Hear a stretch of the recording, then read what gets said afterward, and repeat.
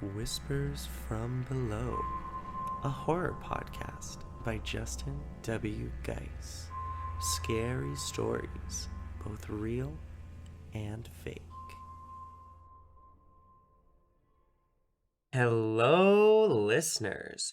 Welcome to Season 3, Episode 11 of Whispers from Below, a podcast by a madman for madmen. I'm your resident psychopath, Justin W. Geis, and today's topic of discussion is Harold Shipman. Now, before I get into the episode, I'm going to do my usual things. First of all, if you haven't already, please check out the Patreon, patreon.com/whispersfrombelow. It's super cool. There's lots of cool stuff on there. I'll talk about it a little bit more at the end of the podcast, but while you're listening, feel free to check that out as well.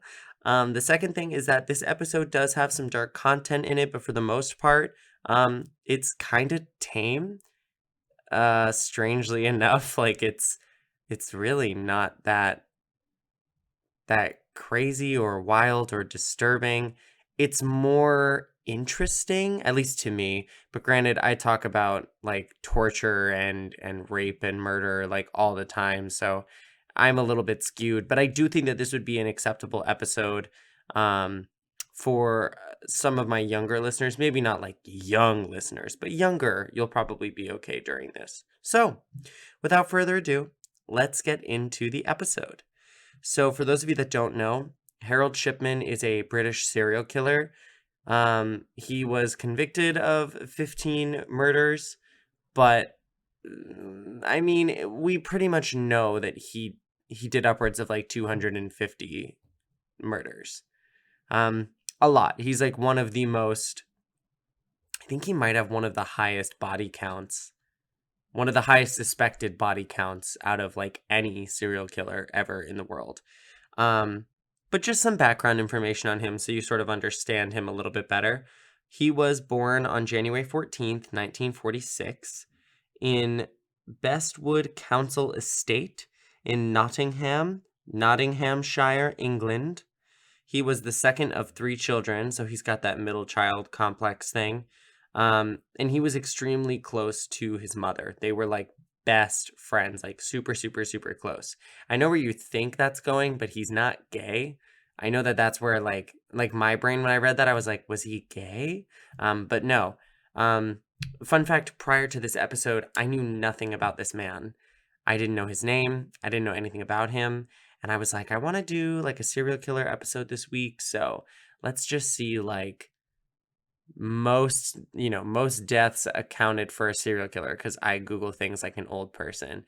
And he was like the first name that came up. He was one of the first names. And I was like, interesting. Like, let me check it out. And I thought this was just like a very interesting topic, and it's something I haven't talked about yet. I've talked about some gruesome murders and stuff, but nothing like this. So anyway, we'll get into it. But no, not gay, weirdly enough. He was a super intelligent kid. It said he passed his 11 plus in 1957, like after his primary school. So I had to do some research as to what 11 plus is. I guess it's like a test that you take to sort of send you into like specialty grammar schools, like depending on your like intelligence level. And he was sent to like a grammar school. Growing up, his parents were very devout Methodists. I wrote Methodist, V devout in parentheses. So, that way I'd remember. So he kind of grew up in a religious household. His mother ended up dying of lung cancer when he was only 17. And he sort of watched her deteriorate. Not sort of, he directly watched her deteriorate. But something that he noticed was that she was given morphine to help relieve her pain. And he would see that when she was given the morphine, it looked like she was like kind of going back to normal. This is very important to note for his murdering career. Morphine plays a big role. He ended up marrying a woman named Primrose May Oxtoby on November 5th, 1966. He was 20, or he was like 19 or 20, and I think she was maybe like 16 or 17. And she was already pregnant, 5 months pregnant when they got married. They ended up having 4 children together. And up until his death, they were married. They never got divorced. I also just love her name. If that ain't a drag name. Primrose May Oxtoby. Like, that's not a real person's name. That's ridiculous. The only Primrose I know isn't that the name of Katniss's younger sister in Hunger Games? It's Primrose, right? I think so. If I'm wrong, call me out, but I'm pretty sure it's Primrose. Anyway, off topic. So this is where we start to get into a little bit of his like MO, I guess is the best way to put it. So he studied medicine at Leeds School of Medicine. He graduated in 1970 and later that year started working as a physician at Pontefract General Infirmary. Very smart, very talented. He began practicing at Abraham Ormerod Medical Center in 1974 as a general practitioner. He got caught forging prescriptions of pethidine or Demerol for his own use and ended up getting sent to rehab and was fined 600 pounds for his crimes. For those of you that don't know, Demerol is like a form of like prescription pain medication. So he was forging them so that he could take them for his own addiction sort of purposes. After he came out of rehab, he began working again. He became another, he worked as a GP at, I think it's Donnybrook Medical Center. Correct me if I'm wrong on the name of any of these. If you live near them or you know what they're supposed to be called. Sometimes I mess up the writing and I get the name wrong. But Donnybrook Medical Center in 1977, and he became an extremely popular person in the community. He was on TV and he had an interview about how to help the mentally ill. People really trusted him. One of his like big things that colleagues would talk about was this sort of like patient-doctor trust was always extremely strong between him and his patients. They all trusted him. They all loved him. Loved this man. Loved him with all of their heart. Thought he was so sweet. He had a family with 4 kids. Him and his wife had like a very loving relationship. He came across as like a really cool dude. I think stuff like this is important to note because with certain killers, you're like, oh, he looks like a murderer. Like he seems like he's gonna kill people. And in some cases you're correct. But in a lot of the cases, I mean, they don't look scary or different in any way. They look normal and they're leading normal lives. Like, I mean, look at Bundy. I use him a lot as an example, but he truly was like one of those people that he looked like a normal dude. Like no one suspected him of anything except, breaking hearts, whatever. Ugh. But he didn't really exhibit any traits of like aggressiveness or like creepiness until you found out that he's a murderer. Like if I showed you a picture of Bundy, just a normal picture of him, you'd be like, I don't know, he's like maybe kind of good looking, like he looks pretty average. And then if I told you he was a murderer, he immediately looks creepier. But he doesn't outrightly look that way. And I just think it's important to note that Harold Shipman was like the same way. Like he was just like a normal dude. Nobody suspected him. Nobody thought anything was weird of him. He was just like a normal guy that was a doctor. He was really helping people in his community. People trusted him. He was just a cool dude. Similar to Gacy. I mean, I think it later came out that a lot of people knew he was like gay, but nobody suspected that he was like murdering boys, but people like knew he was like gay and had sex with underage people and whatever. If you want to know more about Gacy, this isn't the episode about Gacy. I did do an episode on him, I think in season 2. I went through a phase. I was doing like clown episodes in a row. So there was like a clown true horror or true crime one, and then I did Gacy right after that. So if you're interested in anything about Gacy, please go check out that episode. But I'm getting myself off topic. Just know, like, if you look at pictures of him now, you're probably going to be creeped out by him. Harold Shipman, I mean. But he's kind of just a very average looking man. Nothing extraordinary about him in any way. Moving on. So, that being said, when he was at this new medical center, he was there on the staff for almost 2 decades. And again, people just said he was like super trustworthy, although a lot of the junior people, like the junior doctors or physicians or whatever, said that he was like really arrogant and he came across as like very full of himself. But I think that just kind of comes with the territory. If you're inflated by everybody around you, you don't know any different. You're going to feel that way and you're going to think that way. Unless you're brought down a couple pegs, you're not really going to know any different than just like assuming you're the best. So I don't really blame him for that. After, I think it was like during this 2-decade period, like towards the end-ish, a local undertaker got extremely concerned because a lot of Shipman's patients kept dying. They were dying at like a very high rate. It was like an unusually high rate. And they all died in a very similar way. So they died wearing most of their clothing or all of their clothing. And they usually died sitting up or reclining. He ended up confronting Shipman about it. And obviously Shipman was like, everything's fine. You don't need to worry about it. But like, duh. Like, why would you confront him? Go to the police. Like, that's so stupid. Why'd you be like, hey, I don't want to get you in trouble, but you're killing your patients. Oh, everything's fine. Don't worry about it.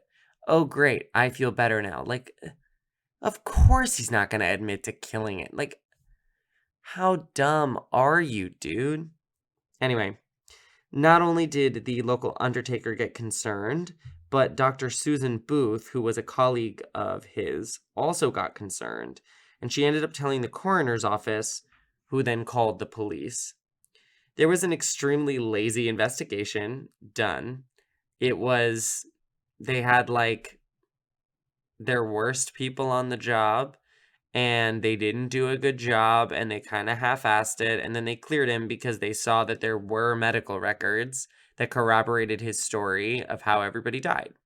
His cause of death was like accurate on both the medical record and in what he told the patients and the loved ones around the patients. So they were like, it's not like you would lie. I guess we're good.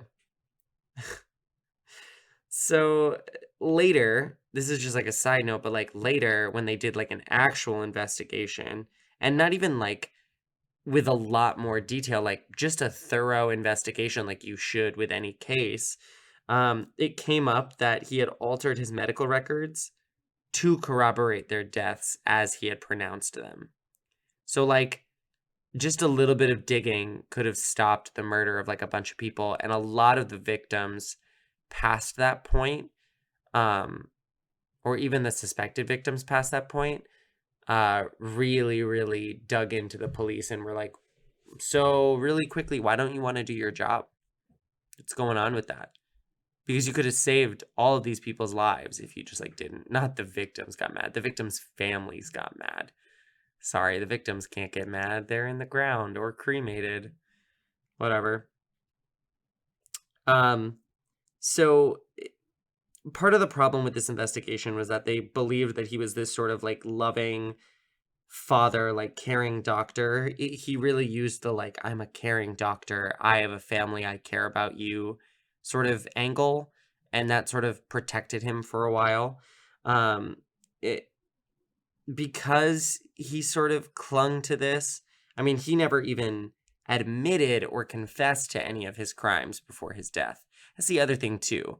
So like there's a ton of evidence proving that he killed like 200 people, 200 plus. I think it's upwards of like 250. Like we know that he did that. Like there's so much evidence to it. But he denied it through and through, and his wife. His wife denied it as well. It's just crazy. So, like, there's no closure with him, but it's basically impossible to know when his first murder was. We think that it started over, like, a 20-year span, so, like, when he first started working at that hospital after rehab, and then progressing forward, but, like, who knows? Like, genuinely, no one could ever tell when his first like, no one could nail it, like, this was his first murder, we know it to be true factually. No one knows. But we know who his last victim was, which was Kathleen Grundy, who was an 81-year-old woman, extremely active, widow, just, like, very lively, a very lively woman. I don't know about you, but I personally hate having to go to the grocery store.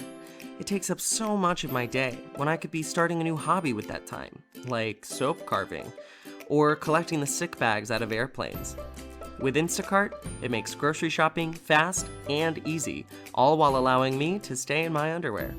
Instacart allows you to order all of the things you usually get from your local stores, delivered to your door in as fast as 1 hour. Not only that, but it will also give you smart suggestions for new items based off of your preferences, as well as highlight deals to help you save some money. The shoppers handpick perfect produce and make sure that your eggs get to you safely. You can get free delivery on your first order over $35 by following the link in the show notes. This also lets Instacart know that we sent you, and it helps support Whispers from Below. So if you hate grocery shopping as much as I do, try Instacart today and enjoy getting your groceries the easy way. She was found dead in her home on June 24th, 1998, after seeing Shipman for an appointment. Her daughter, Angela Woodruff, was assured by Shipman that an autopsy was not required and Grundy was buried the way that Woodruff wanted it to happen.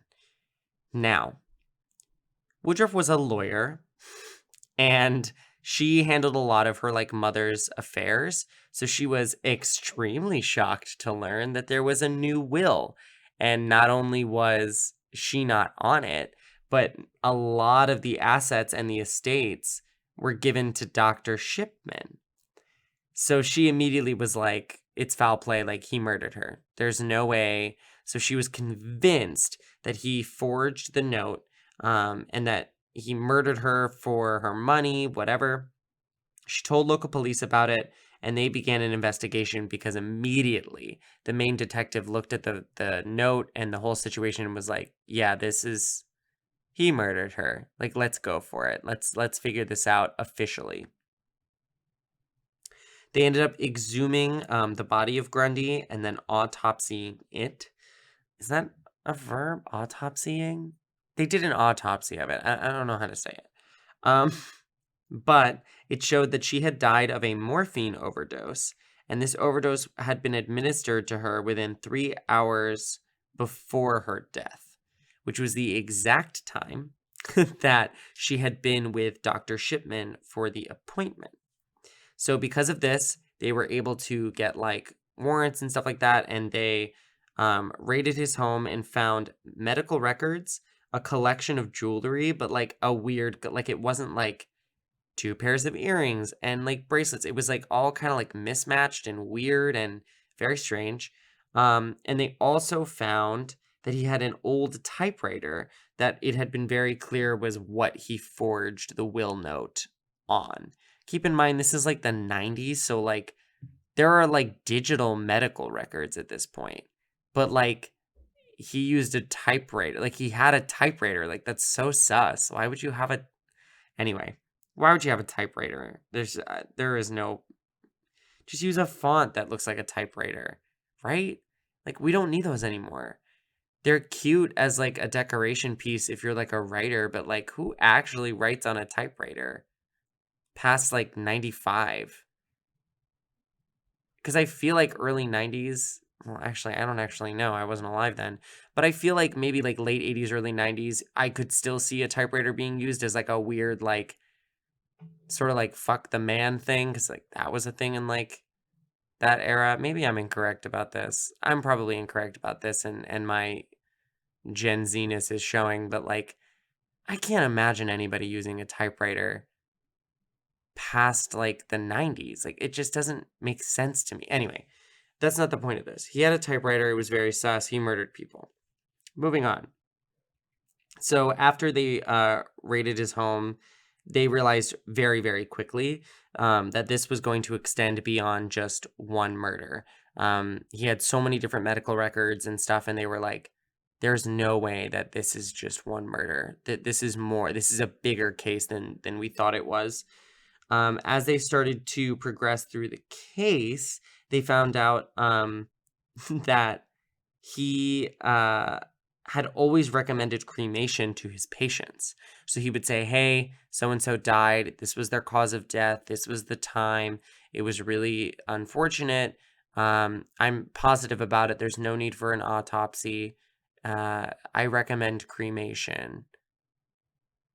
That's so sus. That's so suspect. And people would do it. So they started their investigation by sort of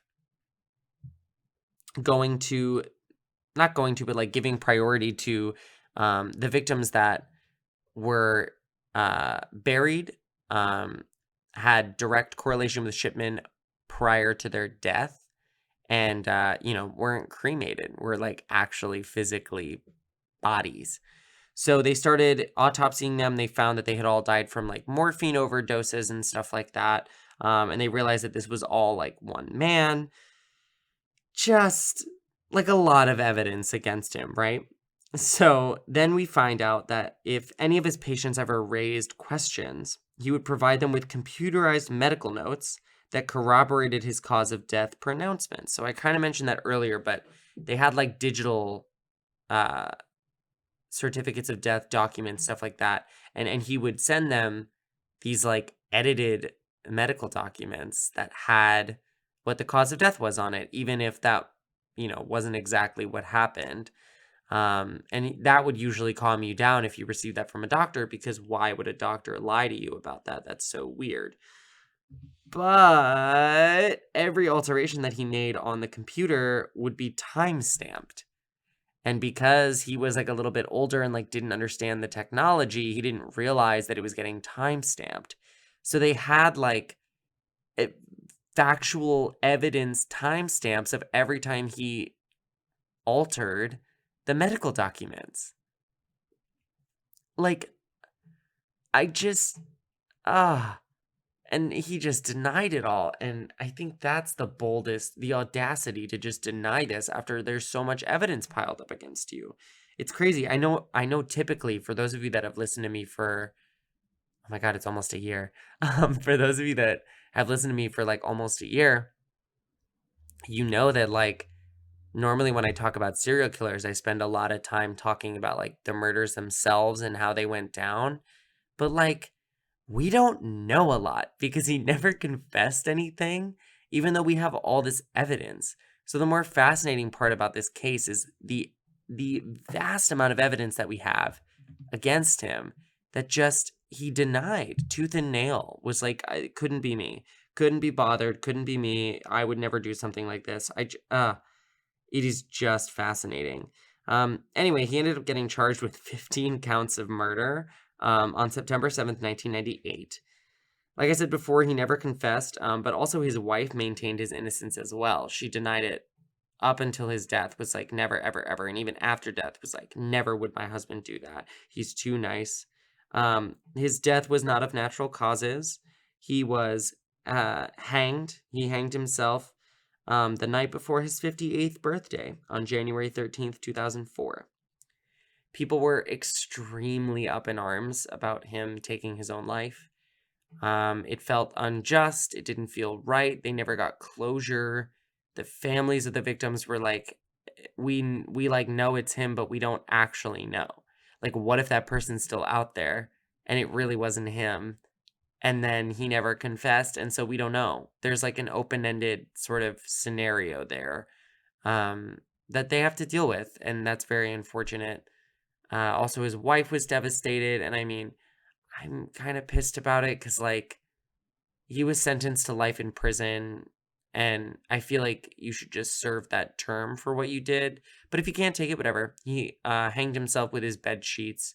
He tied them up to the bars of his cell and hung himself. Not hung, it's hanged.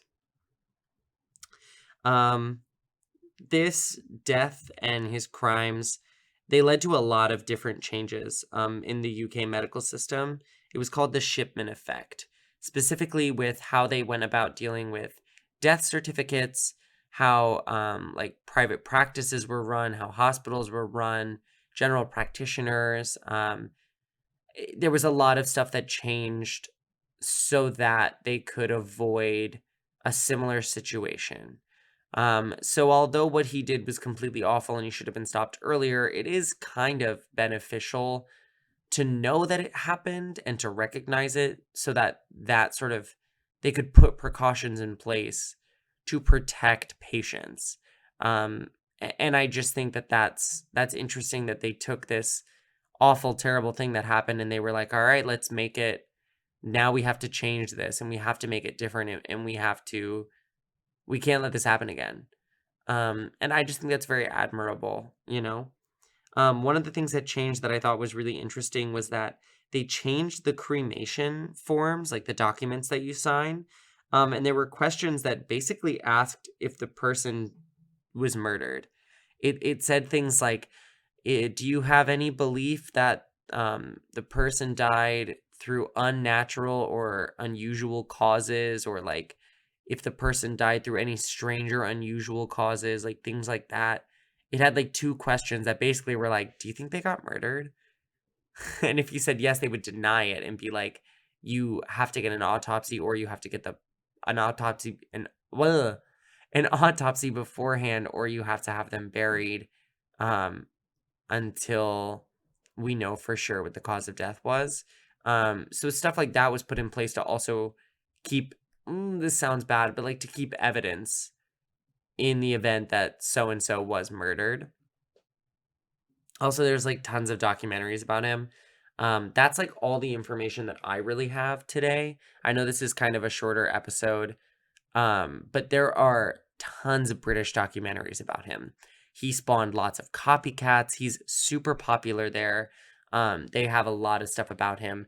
I didn't know much about him, but specifically I know in the US, I don't know how it is in other countries, but in the US, we tend to focus on American serial killers because, you know, hometown pride or whatever.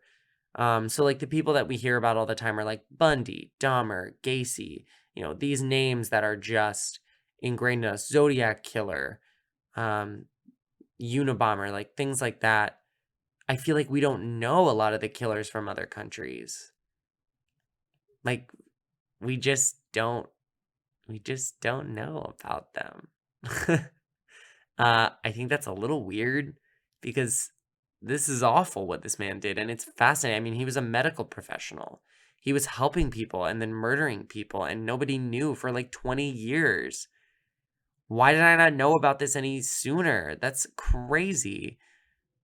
What a strange, like, US-centric sort of world some of us live in, you know? It's wild. Anyway, putting that aside, I know that this is a little bit of a shorter episode. If you do want more information, please go check out documentaries, do some more research. This was like a really fascinating episode for me. I really enjoyed the research for this one. Just a couple things. So for those of you that are new listeners, or you found this somehow randomly and you're like, what is this? I'm into it. I post a new episode every Monday at 8 a.m. Eastern. If you want to get updates on whether or not I'm posting or what I'm going to be posting or what the new episode is or anything like that, please go check out the Instagram, which is at Whispers From Below, no spaces, no underscores, no capitals, no nothing. I try to post there at least once a week. I try to do a little bit more, stay engaged. I always check DMs if you guys ever message me. If you have any like questions, comments, concerns, if you have future episode ideas, please shoot them over to me, either on the website, which is whispersfrombelow.com. There's a contact page, or you can DM me on Instagram. I'm Gen Z. My phone is always on me, so I usually try to respond pretty quickly. I love doing fan episodes.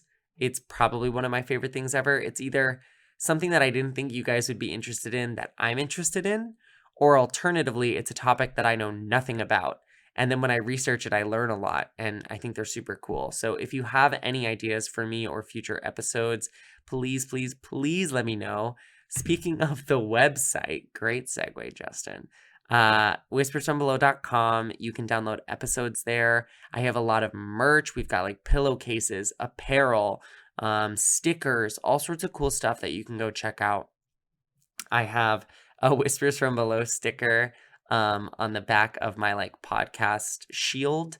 It's sort of helps block noise out, and then I have a little Fang sticker on my computer. So if you guys like that sort of stuff, please go check it out. It's really cool. And there's also a contact page. So if you guys ever want to contact me for any reason, whether it's to give me a new episode idea, to say that you like the show, ideas on how to make the show better. I've had a couple people message me asking for like video formats. I upload this to YouTube, but it's just the audio. There's nothing to it. If you guys would want to see more like video stuff, I know TikTok was really popular for a while with like people doing their makeup, and while they're doing their makeup, they're talking about someone getting murdered. If you'd like to see me do stuff like that, please let me know. And the last thing I want to talk about is the Patreon. I recently started a Patreon page. It is patreon.com/whispersfrombelow. Please, please, please go check it out. The lowest tier is just $5. You get mentioned on the website, and it really helps this podcast grow. I would love, love, love to reach my goal of like 25 people by the time that this podcast reaches its 1-year anniversary, which is in February.